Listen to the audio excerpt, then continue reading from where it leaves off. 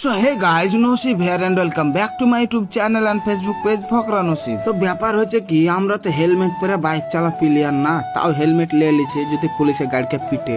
তো তোমরা তো সবাই জানো যে আমি বাইকে কোনোটা গেলে পারে আমি ওই কাওয়াসাকি নিনজা খানি যাই, কিন্তু আমার এই পার্সোনাল অ্যাসিস্ট্যান্টরা বললো যে আজকে চলেন BMW খানি যাই। আর এদিকে আজকে আমি রাস্তায় বার হচ্ছি বিলাই দেখো দুইটা পুলিশ চলে এসেছে। দেখো দেখো দেখো কিভাবে স্যালুট করলো আমরাকে।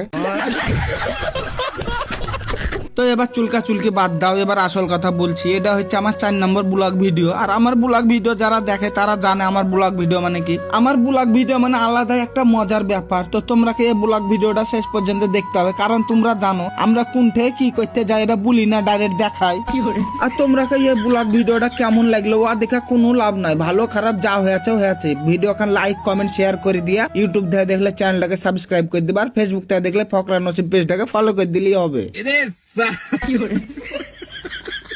তো যাওয়া করতে করতে দেখো বড় ঈদগাহ পার করে দিন। তারপর এখানে রাস্তার ধারে এই অসহায় ছেলেটা বলছে, ভাই আমার কাছে টাকা পয়সা নাই, একটু আমাকে সামনে ছেড়ে দাও না, লিফট দাও না। আর এই কথাটা শুনে ভাইয়ের দেখো আমার চোখ দিয়ে পানি পড়তে লেগেছিল, পুরোপুরি ইমোশনাল হয়ে গেছিল। কারণ তোমরা তো জানো আমি লোকের হেল্পের নামে কত গাড়ি মেরা খাই, কিন্তু আমার মধ্যে তাও অহংকার নাই। তো যাওয়া করতে করতে দেখছি রাস্তার ধারে মুর্শিদাবাদের কাটরা মসজিদ। যারা আইসে আছো তারা জানো এটা কোন জায়গা, আর যারা আসনি তারাকে বলছি তোমরা আসতে হবে না, কারণ আমি তো তোমাকে ভিডিও করে দেখিয়ে দিনু। আর এখানে মেলায় টুরিস্টরা ঘুরতে আসে, মেলায় দূর দূর থেকে, কারণ বুঝতে তো পারছো যে মুর্শিদাবাদ মানে আমার বাপের এলাকা।